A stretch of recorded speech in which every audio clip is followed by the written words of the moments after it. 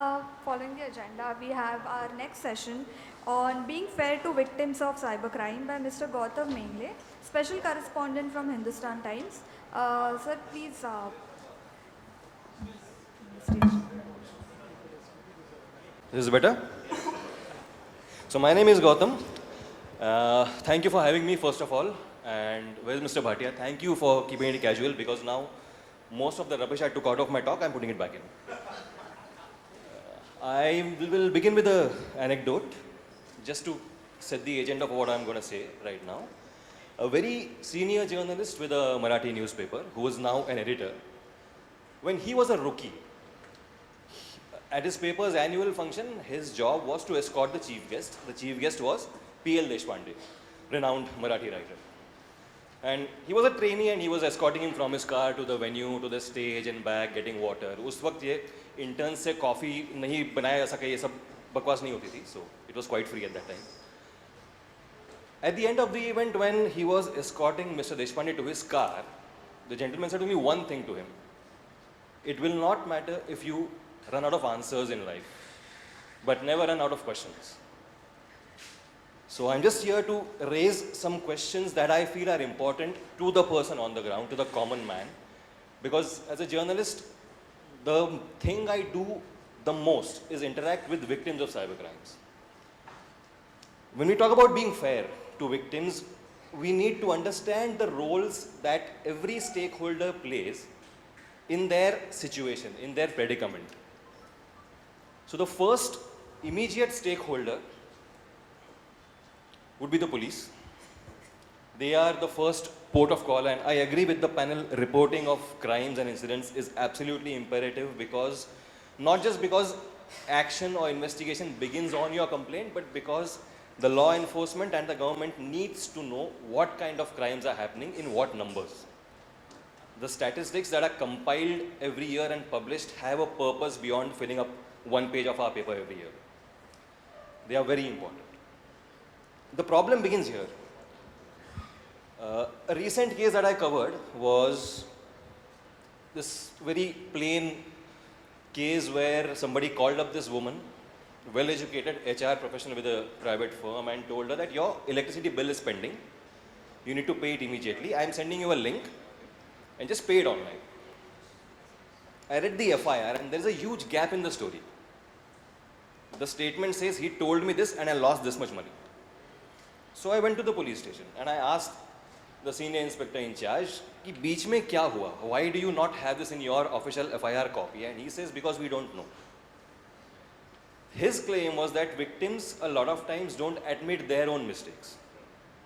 He said that if they have clicked a link or if they have shared an OTP, they don't tell us, which is wrong. But sir, is it not also reflecting on you that a person coming to you after suffering a loss of money does not trust you enough to tell you his or her own mistakes?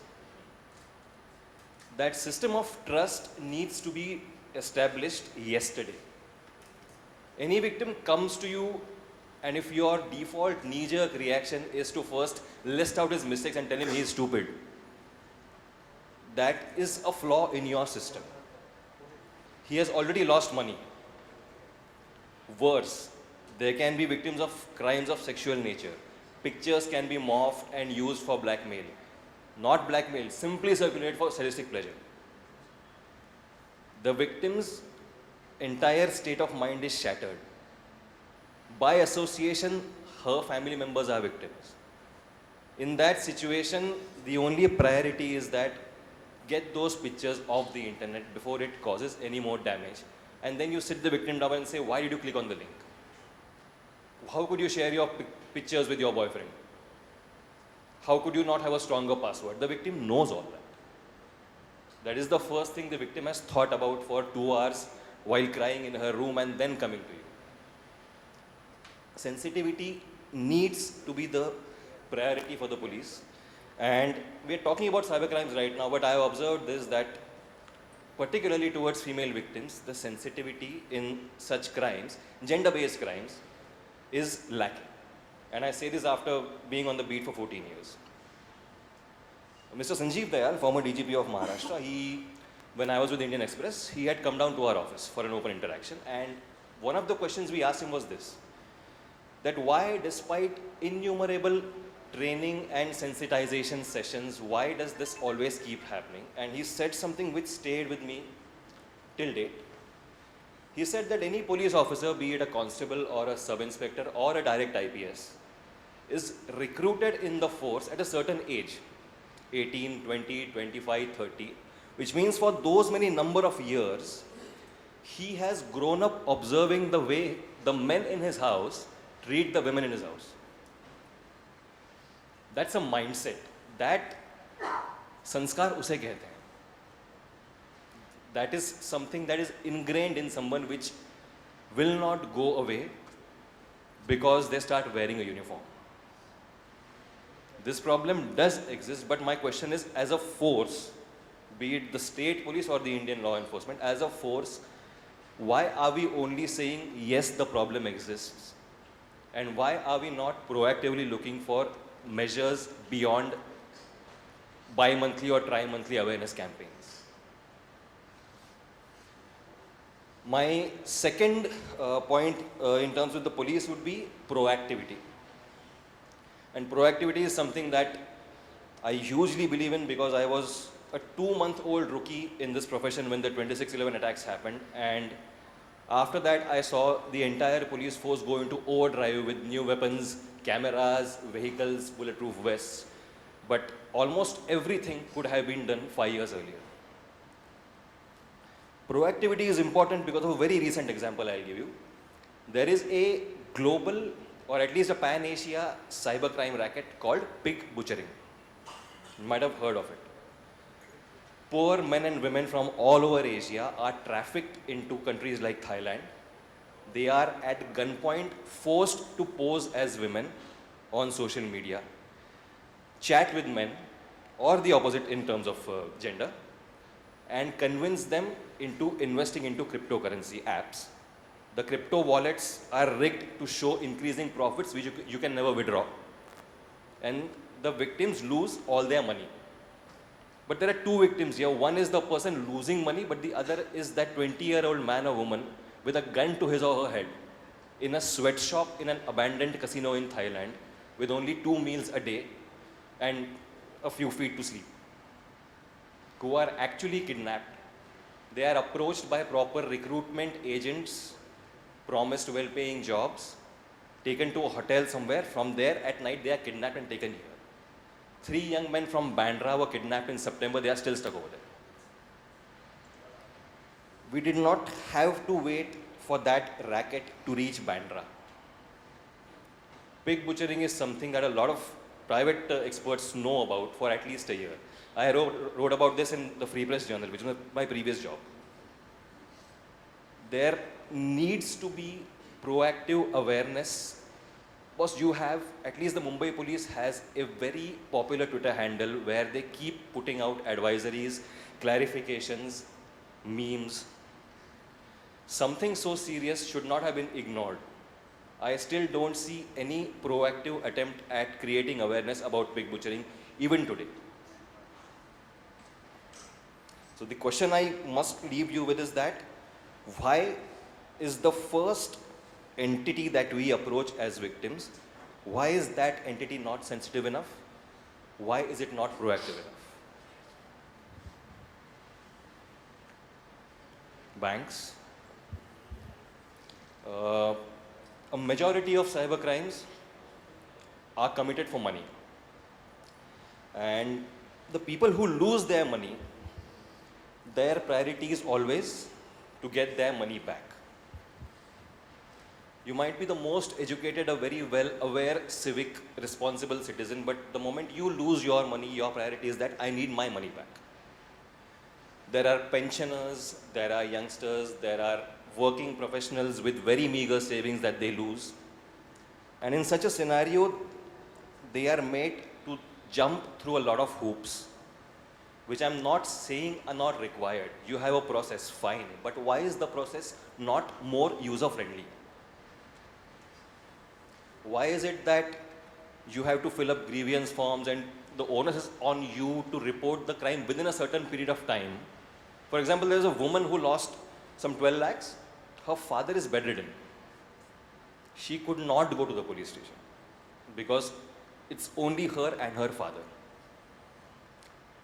So you're saying that yes, you report the crime even if it's online within the first 3 hours, and we will start the process to freeze the transaction, and in 2 months we'll try to reverse it, provided the accused has not withdrawn the money already. Why are there so many ifs and buts? When you are, like Mr. Singh said, the custodian of our money.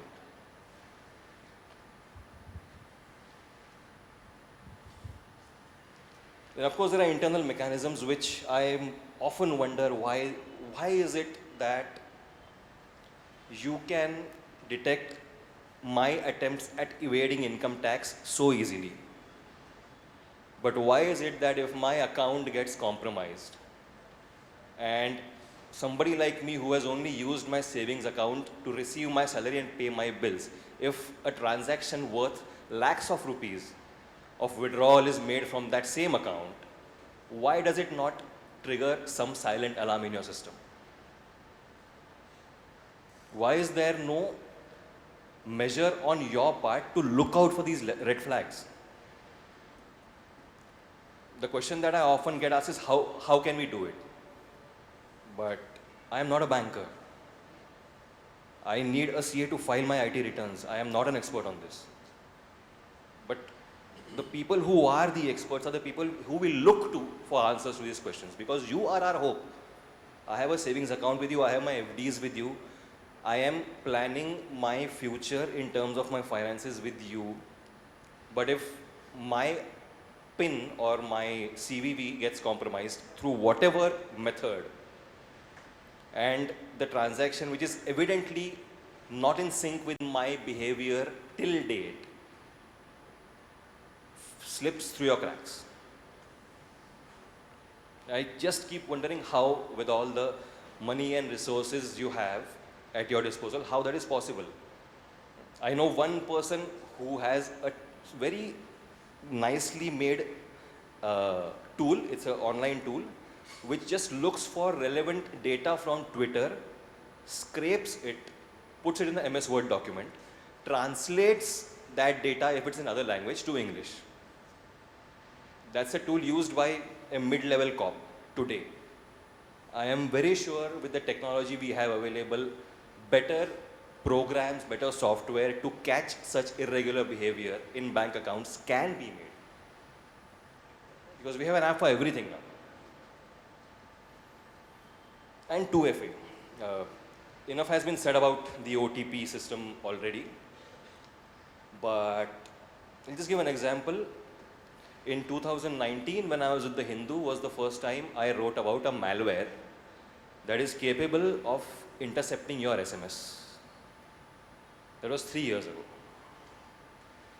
3 years ago was the first time I heard about it, and I am just somebody, like everything I know about cybersecurity, I have taught myself. I'm not an expert.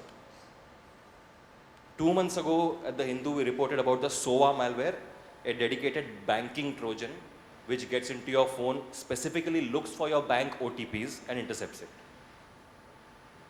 Which means for at least 3 years, you know that such malware exists. And we are still so righteously claiming that, boss, how can you let your OTP get compromised? That is our default reaction to everything about banking frauds.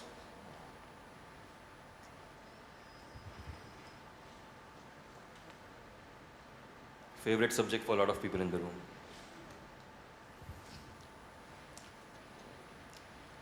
As crime reporters, we tend to oversimplify everything. Like this kind of scam, we just say wine shop scam. That's the easiest way we can remember it. Because wine shops were among the first victims, where people would go on Google Maps, change the contact numbers of wine shops, replace them with their own contact numbers. So when people would call up their local wine shop seeking a delivery, the call would go to the fraudster. He would send a payment link, or he would convince the customer, the caller, to reveal his PIN or CVV and clean out his entire account. That started at least 4 years ago. It is still going on. And every time, at least I, in my professional capacity, have approached Google to ask why this still keeps happening, their reply is user generated content. Google takes pride in the fact that they let their users generate their content on Google Maps. It is what they say is their part of their transparency, that if you move into a house and you tag it on Google Maps, and 3 years later if somebody else moves in, he can change the name from your name to his name. Or if somebody has mistakenly entered the wrong contact number for your restaurant, you can go and change it. The other question I keep asking is that, okay, that is brilliant, but then what are we doing about these scams? Because they are not stopping. It began with wine shops because people do like to order their wine to their doorstep. It moved on to banks. Countless cases of senior citizens mostly Googling for their local branch number and calling it, the call going to a fraudster. Countless cases every day. It's moved on to a lot of businesses which operate in this way. Why is your user generated content, or any policy for that matter, why is it so sacrosanct that when people in a country like India, which has such a huge user base for your product, are losing money every day, but it does not prompt you to rethink your policy? Loan apps, we will come to loan apps later, but loan apps are the best example. Thousands of apps, hundreds of requests only by the Maharashtra Cyber Police to Google saying these are the apps we've found indulging in illegal practices. And they have links to China. The last time I spoke to Google about it would have been 3 months ago. And they said that we cannot arbitrarily remove any app from our platform, but the moment we get complaints from the local law enforcement, we do it. I am teaching myself OSINT, Open Source Intelligence. So I keep finding these little known blogs by some really brilliant minds, and one such person had listed out some very obvious signs of a China-linked money lending app. Very simple, he just said that if the email ID of its registration is a personal Gmail ID, that's a red flag. If the reviews are overly positive and nothing else, it's a red flag. Before you even install that app, you can look for these signs. My question is, why can't Google look for these signs? They don't, like the person who wrote that blog, they don't need to sit and go through every app's details. They can quickly come up with some algorithm. They have an algorithm for everything these days. But this keeps happening. Social media is the next and the last example we should talk about, because social media is an irremovable part of our lives. We use it for literally everything. There are scores of requests sent by Indian law enforcement to platforms like Facebook and Twitter and Instagram every year, which are never honored. Think about this. Somebody sitting in Titwala posts an inflammatory tweet or a Facebook post about an ongoing political issue. It goes viral, and this has happened. Small riots in various pockets break out. This has happened. People have died. Imagine a scenario where people are dying, and the only thing the local law enforcement can do is cross their fingers and hope and pray and wait till it dies out. Because tracing the person who made that post is not possible. And this has happened. Harassment of women, crimes against women, massive problem. Every day on Twitter, I see how women get the vilest, the most abusive content in their direct messages. Are we really going to say that when Twitter was launched and the moment they introduced that direct message option, they did not foresee this. So why is it that when women report that account or the tweet to Twitter, Twitter gets to sit on their high throne saying, we shall decide if it violates our policy? Funny story, there is an app called M Indicator, which gives you information about local train timings and buses and all modes of public transport. Every year there is at least one day when trains come to a standstill. And because M Indicator has a chat option, people keep posting about how delayed the trains are on the chat forum. Last year, people were talking about, I am stuck at Ghatkopar station, I am stuck at Virar station, etc., etc. One lady posts a chat on the forum saying, I am stuck at the Vikhroli station for 2 hours and I have no idea how to get to office. And some random man replies, I have a car, dear, I'll come and drop you. It is that prevalent and it is not started happening today. How do we believe that the great and mighty Twitter does not know about this? And if it does know about this, why is nothing being done about it? These are just some of the key players and we are short of time, but I think all of us, we need to realize that sensitivity and being fair to victims needs to be proactive, not reactive. And just think about the person who's lost something. Think about the person who has suffered some damage. That is all we actually need to do. And I think everything else will fall into place. Thank you.